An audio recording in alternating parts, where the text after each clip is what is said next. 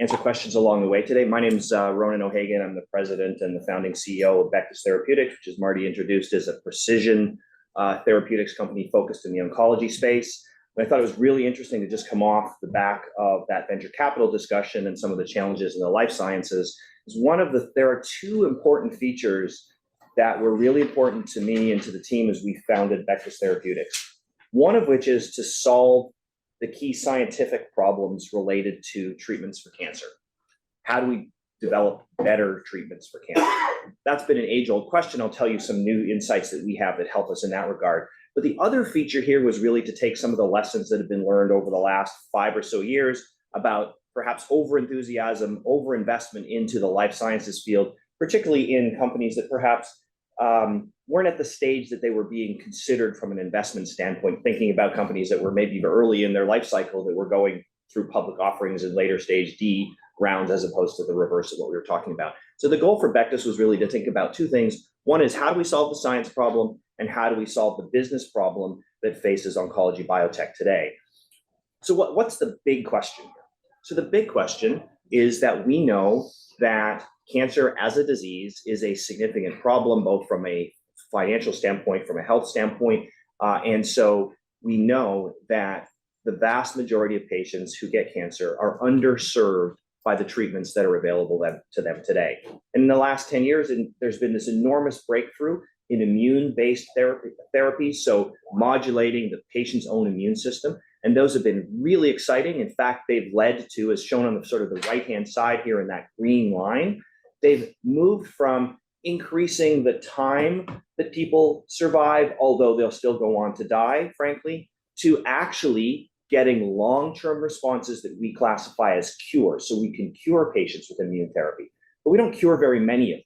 75 to 85%, depending on the cancer of those patients, go on to die and do not get cured, even by immune therapy, despite those breakthroughs. Can you just clarify? Yeah. Sorry to interrupt.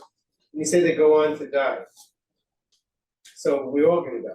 Yes, they on their disease within a short time frame, So which cure means you have to survive at least 5 years post-diagnosis, right? And so, as diagnoses get earlier, that can be extended, but the vast 75 to 85% of patients will die within 5 years of diagnosis. And I can give you the curve about how many in the earlier stage and so on, but for the definition. Pardon? Depends on the cancer. It does, exactly, yes. Mm-hmm. So really, we're looking at improving cancer therapies for those 75 to 85% of patients who are going to go on to die relatively soon after their cancer diagnosis, despite the best cutting-edge therapies. So what are those two problems that we're talking about from the scientific and business challenges? The way I would define them is relatively straightforward and simple here. Solve the science challenge, which means how do we improve the clinical success rate? In other words, how do we actually develop medicines that are going to address the 75 to 85% of patients who are not cured? And that, from a Bectas standpoint, stems from our unique insights, where we look at human cancer patients who are undergoing treatment with existing care in order to understand, why don't they respond? What is the problem with that 75 to 85%? So we don't go to mice to understand cancer. We don't go to cells to understand cancer. We're going directly to human patients and developing data sets by looking at those patients who are undergoing treatment with the existing therapy that doesn't work well enough. And then over the number of years with mine and the other founding team members, we've developed a know-how to understand how to translate those insights into understanding the tumor immune biology and being able to turn that into precision therapies. And I'll talk about that in more detail over the next few minutes. That precision-based approach allows us to improve the overall success rate for treatment of those patients. Because it's precision-based, we can dramatically accelerate the timeline to bringing those therapies through registrational studies into development so that they're available to more patients. And because it's a faster and a higher success rate, that reduces the overall costs. So that's a science piece, but that reduction in cost, the accelerated timeline and improved success rate also relates to the business challenge.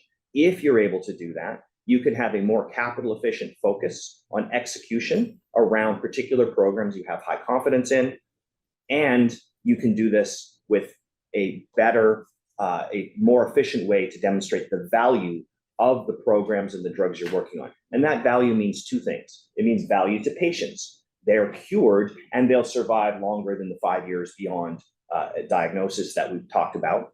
And in addition, value from the standpoint of an investor perspective, that if you now have confidence soon, earlier, for less expense, that a particular therapy works, then you know that it makes sense to continue to invest in that therapy.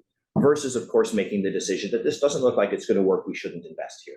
And that obviously is one of those hard questions one has to ask from a business and a scientific perspective.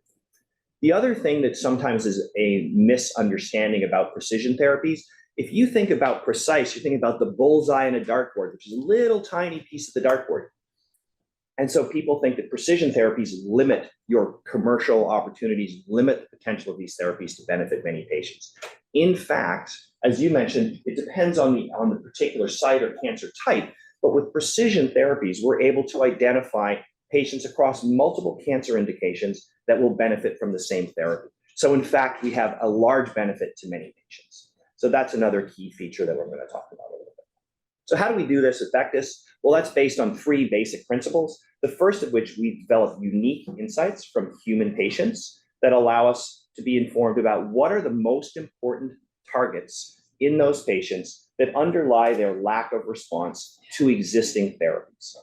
And because we understand what's preventing them from responding to existing therapies, we can also understand how to find those patients so we can bring that therapy to the right patients. The second key feature is a deep understanding of the biology allows us to develop the right drug. It's not sufficient to just say, hey, here's a target, let's make something that hits that target. You have to make a drug that modulates the biology of the disease in the right way. So you know what you should make the drug against, you know how to make the drug, and then the other feature here is that we have developed a blood-based system for assessing which patients are going to benefit from therapy. Almost everybody in this room, I would imagine, has had their blood drawn at some time. Hopefully, almost no one has had to have a biopsy of a lung cancer lump. It's very easy to get your blood drawn, so if you build a technology that allows you to measure whether patients need a particular therapy from the blood, that's obviously a lot better than if you have to go in and do surgery to take a lump out of somebody's lung. So what this led us to is understanding that there is a particular immune cell population, myeloid cells, that suppress the immune system, and that accounts for lack of response in about 50% of the patients who are being treated with current existing T-cell checkpoint therapy. That's the cutting edge standard of care. This is Keytruda, which is a $30 billion a year drug now. This is Opdivo, which is another molecule that targets the same target, which is a T-cell surface receptor, and other similar molecules. That's an over a $10 billion opportunity when you think about 50% of those patients is about 400,000 patients per year in the US alone. And at Bectas, we've developed 3 antibody programs that target myeloid cell suppression, covering the vast majority of those 400,000 patients. And we've built that biology based on the human clinical data, our own validation data, and that's been further validated by one of our key scientific advisors, which is Dr. James Allison, who won the Nobel Prize in 2018 for his work in immuno-oncology. So the team, I don't think I gave you my introduction, so briefly, my introduction as President and Founding CEO. I've been in biotech and pharma for over 20 years, have filed 20 INDs on molecules that I brought from discovery into the clinic, over 30 programs that have come from some stage into clinical development, 4 approved drugs. If I use it from a financial standpoint, the drugs that I've been involved with and fortunate to be involved with are selling over $30 billion, which is a surrogate for saying there's many millions of patients across the world who've been treated with those drugs, which is sort of the most satisfying thing for me from a career standpoint.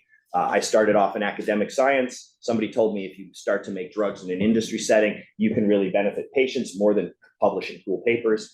I would say those few million patients that those drugs serve is really validation of that decision I made 25 years ago. The other key people involved in the company are Dr. Keith Flaherty, who's the head of clinical research at Massachusetts General Hospital in Boston. He is really a key opinion leader in the biotech and life science space for precision therapies in oncology. He's founded multiple companies, including Loxo Oncology, which exited a number of years ago for about $10 billion. So he really understands how to develop precision-based therapies. Dr. Linda Chin is our founding board member. She's the CEO of Apricity Health, which is the source of some of the intellectual property around the biomarkers that we've licensed. And of course, Jim Allison, given his track record as a Nobel Prize winner. And in fact, recently, MD Anderson named their Institute for Immunobiology the James P. Allison Institute in his honor. Great party when that opened, actually, down in Houston. So what is precision therapy? Just to sort of backtrack for a second, when we think about that on the far left-hand side here, there's patients with green cancers, blue cancers, and orange cancers. You can take one drug and treat them all and hope it works in some of them, or you can use precision insights, which are generated by using biomarkers, and I'll talk about biomarkers a lot. So that's a way to measure the nature of the cancer and divide those patients into patients who have green cancer, patients who have blue cancer, patients who have orange cancer, and then you can take a drug that treats the green cancer and bring it to treat patients with green cancer. Now, you don't take that drug and treat the patients with blue or orange cancers with that same drug. So that benefits the patients with green cancer. It avoids the patients with blue cancer getting a drug that doesn't work for them. And instead they get the treatment B up here, which is targeting those patients with blue cancer. So that's the concept of precision. Find the patient who will benefit from the drug that you bring to their benefit. That has not been done well at all in the space of immuno-oncology, despite the fact that the first drug, the largest drug in immuno-oncology was developed with a precision-based hypothesis. Really, no one has done that since. It's been relatively ignored, and that's partly because it's hard. If there's a genetic change in cancer, you can target with a drug the protein that has that genetic change. And that's what precision targeted therapies are about. You can do that before the patient is treated. The problem with the immune system is it changes. When you breathe in New York air today versus Boston air that I breathed in yesterday, the contaminants in the air are different. And so it evokes a response in your immune system. So your immune system is constantly changing to adapt to the environment. So if you treat a patient with a drug, the immune system responds to that drug.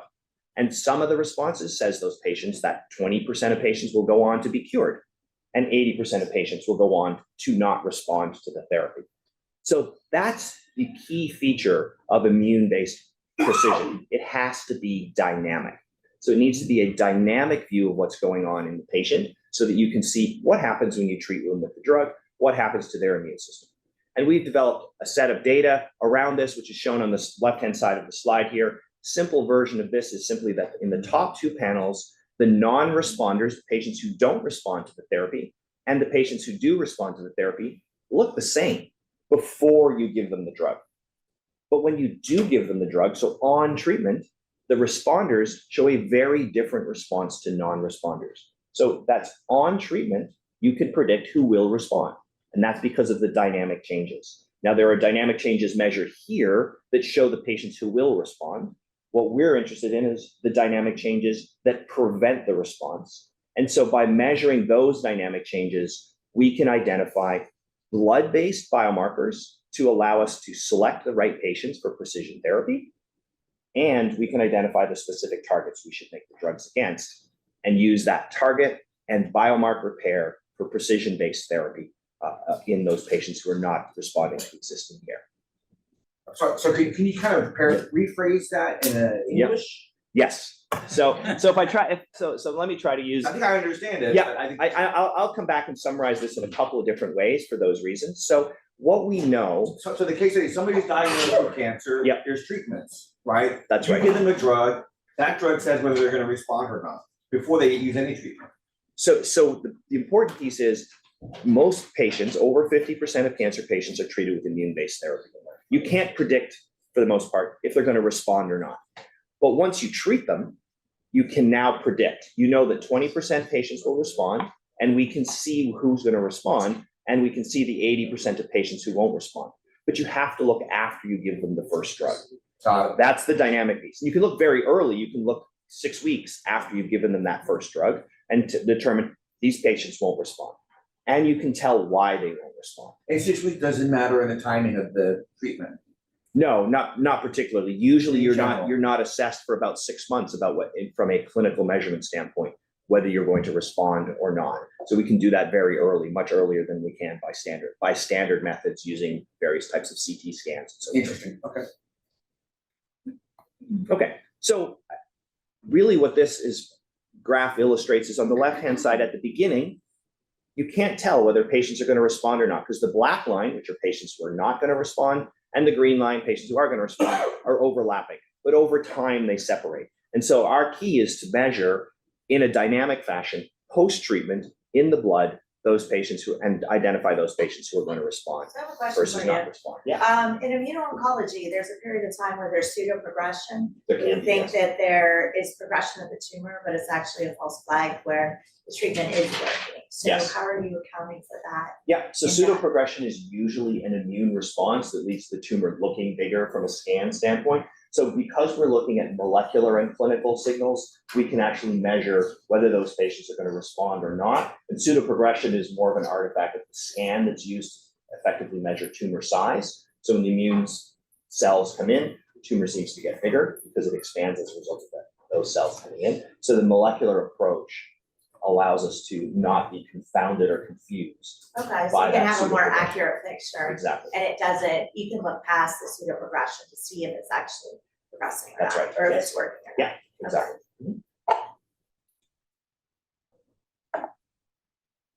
So if you think about this, then what we're able to do is identify the red pie, those patients who will respond, and the gray pie, the 80% of patients who won't respond.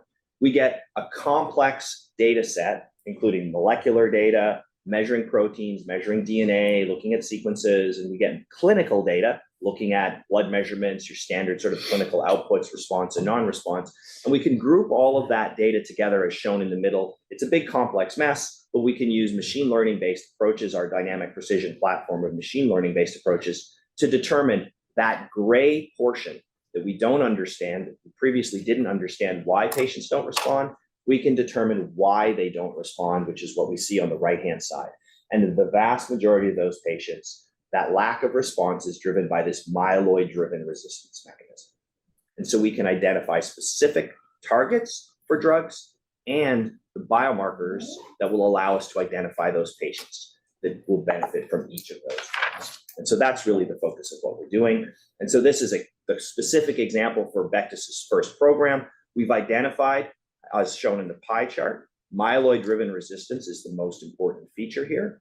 In the middle, what we're looking at is the specific biomarker for the AB001 program that we are working on. And so what you can see from the graph is the red line are patients who will respond to T-cell checkpoint therapy, to the existing therapy. There's no increase in the biomarker in those patients. It stays flat. If you look at the beginning or in a dynamic fashion at multiple time points, it's flat. On the other hand, if you look at the AB001 specific biomarker at the beginning, it doesn't look very different to the responders or the non-responders that are shown in blue. But immediately after treatment, you can see that it increases and it stays at a high level out through the first 6 months. So it goes up by 6 weeks and it's high out through 6 months. So by measuring that biomarker, we can identify patients who will not respond to existing care. And the reason they don't respond is AB001. So we can bring an antibody to inhibit the activity of AB001, and that will treat those patients because that's the reason they're not responding to the current care. So AB001 antibody is identified by the AB001. Patients who need that antibody is identified by the biomarker. Yeah, So Marty. can you go to the prior slide? Yep.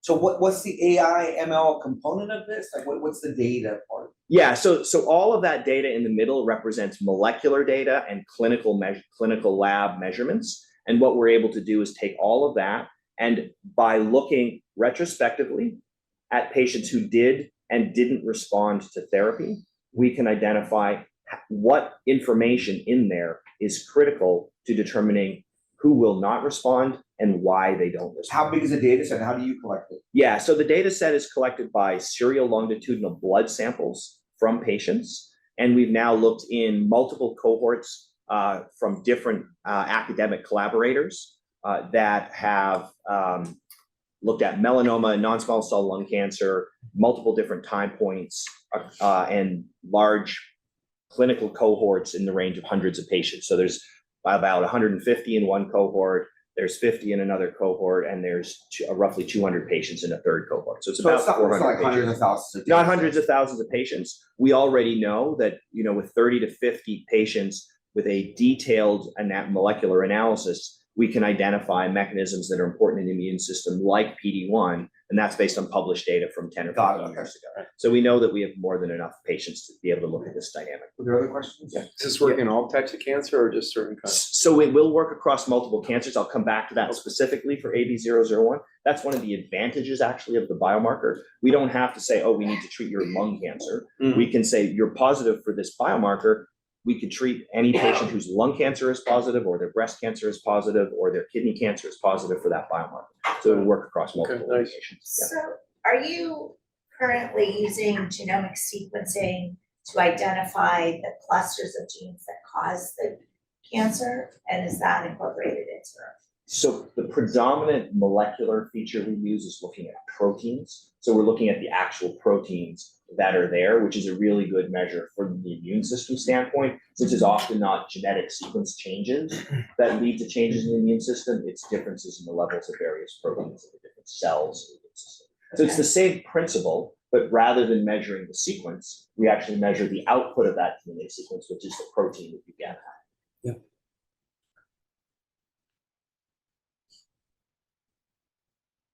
So Right. Ronan, on Yeah. this curve, so is your hypothesis, since the blue line AB001 is increasing? Yes. So is this your hypothesis then that the treatment of Keytruda is actually causing the cancer to mutate to express something more than it was before, since the curve is increasing? Yeah, so it's not even really a hypothesis. It's a fundamental aspect of the immune system. Right. If you try to turn the immune system on, it tries to turn itself back off again. It's very homeostatic, very self-regulating. It mutates, Right. yeah. And so you can get two things. In the case of cancer, the immune system gets turned off and you can't turn it back on again. Right. In the case of autoimmune disease, it gets turned on and you can't turn it off again. Yeah. They're both lack of regulation. Yeah. So what this really is just a simple regulatory mechanism Right. that is fundamental to immunology, Right. but we find that actually it is the reason for resistance to therapeutic Right, treatment. so initially PDL1 is blocking the Right. immune system. Yeah. So Keytruda is lifting that block, and then the cancer's finding another block, which Yeah. is AB001. Exactly. And that's why that's increasing. Okay, Yeah, so it's it just is an not- adaptation. in It's other an words. adaptation, Yeah, right, not a exactly. mutation, right, okay. Okay, so AB001, and this actually gets to your point a little bit, AB001 is well validated. At Bectas, we've done a bunch of work here. Jim Allison has done a bunch of work in his lab, and there are others who've looked at AB001, the protein, and we understand that its fundamental immune function is to turn on myeloid cells and help them to stop T cells from having an immune response. That's what's going on in this case. When you try to treat with this T cells targeted therapy like anti-PD-1 or Keytruda, that works unless you turn on the myeloid cells. And if you can turn off AB001, you can't turn on the myeloid cells. So now you're able to turn on the immune system, and that causes your tumor to go away. Yeah. So we have about 5 minutes left. Just want to. Yeah. I got you. I wanted to give that introduction nicely. I'm going to get to some specific sort of pieces of data, but I'm not going to dive into the data. I'm happy to talk about this later. So at Bectas, what we've done is we've generated human monoclonal antibodies that inhibit AB001 function. They have beautiful profiles from a therapeutic antibody standpoint. They bind tightly. They bind specifically to AB001. They've been engineered to optimize therapeutic activity. And if we don't cover any other slides, this is the slide you want to remember for today's presentation. If we take AB001 antibody and we treat mice that have a human tumor on the back of them and have a human immune system engineered into them, we see over 90% inhibition of tumor growth in those animals. And that's shown on the right-hand panel. So if you look at the red line, it's 93% tumor growth inhibition compared to the normal growth of that tumor, a human tumor in a mouse with a human immune system. The left-hand side tells you why that works. What we're showing on the left-hand side is T cells are inhibited by these myeloid cells, but we can turn the T cells back on if we treat with AB001. So we know we can inhibit tumor growth, and we know that it works through the postulated or the hypothesis mechanism. You stop myeloid-dependent suppression of T cells, you turn T cells on, that causes the immune system to inhibit the cancer, and the tumor goes away.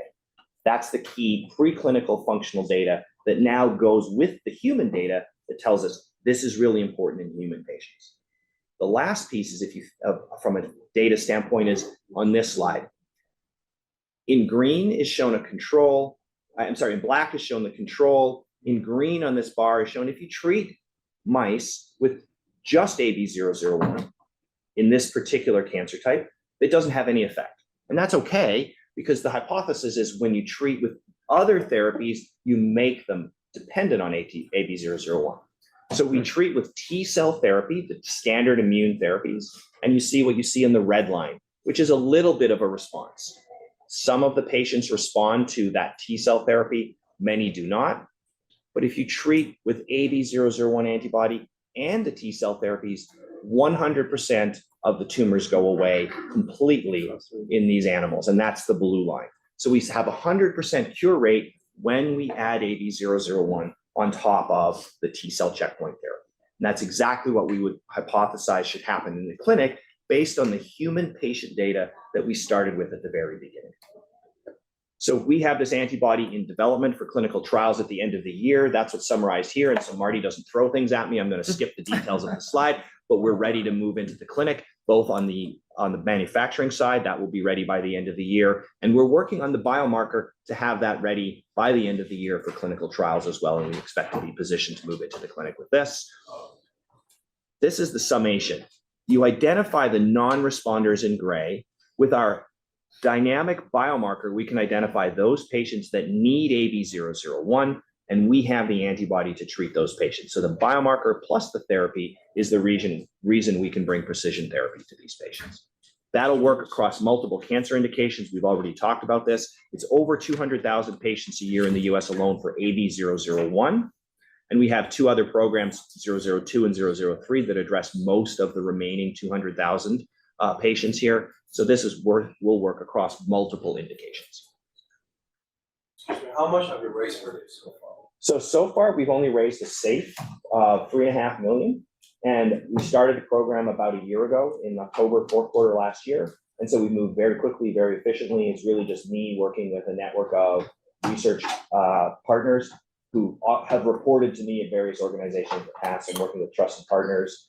We've been able to move this very, very quickly and very, very efficiently. And are there any chance that this program could be used as low catering for patients? Absolutely, yeah. I mean, because of our connections to MD Anderson through Jim, to MGH, through Keith, and other people that I know from Sloan Kettering, we certainly would plan that our clinical development sites will be a site at MGH, there will be a site at MD Anderson and other places potentially in that sort of tier of first MSK tier is hospitals. actually in the building. They're in the middle bank developers. Okay. Their main corporate. Yeah. So. We have time for one more question? How much are you raising? So right now we're raising an additional extension to that safe of $2.5 million because we've progressed really quickly. We're ahead of where we thought we would be. We're scaling up our manufacturing. So to keep that accelerated pace, we're going to raise that safe extension. And then we're going to raise a $50 million Series A this year. And that $50 million will bring us all the way to demonstrating clinical proof of concept for this. And going back to sort of value inflection, both from a patient standpoint, that clinical proof of concept means that we can demonstrate in patients AB001 therapy in patients with an AB001 positive biomarker will benefit from that particular combination, from that therapy. And that gives us the confidence that we should invest in registrational studies and move that out to large numbers. The clinical proof of concept, because of the precision biomarker approach, can be executed in a small number of patients, meaning 30 to 50 patients is enough. Over what period of time? Over 2 years. So we expect to get the clinical proof of concept in 2026. We've got a very clear plan on that. That's one of the advantages of working with Keith Flaherty. He's done this many times for targeted therapies beforehand. So we're building on the targeted small molecule therapy-based approach and applying that to a biologic and immune space because we have these dynamic ones. Can you help with the Memorial Sloan Kettering? Happy to have the introductions there as well. We do have some connections, but of course, as we all know, the more connections you have to a particular place, the better those conversations will go. So, yeah, excellent. That'd be great. Last question. Are there any delivery concerns or? No, not at all. It's a standard monoclonal antibody. It's very vanilla. It's been used for, 100 years from a cancer therapy standpoint. Well, maybe not 100 years, since Herceptin in the early 80s. It feels like 100 years, but it's 50 years. So it's very easy to deliver. Okay. And the biomarker, because it's blood-based, is really easy. So everything we're doing is simple from an execution standpoint. There's limited risk from a clinical execution, and the biomarker plus the therapy really reduces the limitations or the risks around achieving success from a proof of concept standpoint. So what is your IP on this? Because if it is so simple to implement, then big pharma can Yeah. copy it. For sure. So we have clear intellectual property around the biomarker approach, dynamic precision. So as I mentioned, almost no one is using precision in immuno-oncology at all. Unfortunately, they should be. And I spent a long time at Merck, and we did that for Keytruda, but we haven't done it. They haven't done it subsequently. So we have IP around the biomarkers and the biomarker-based approach. There's some nice ring fence and picket fences around that. And then we have we have composition of matter IP around the antibodies for each of the programs as well. We're in Fantastic. good shape. Awesome. All right, Great if job. anybody wants to follow up, that's my contact information. I know it'll be in the book as well, but I'm happy to have more discussion later. Thanks so much, Yeah. Ronan.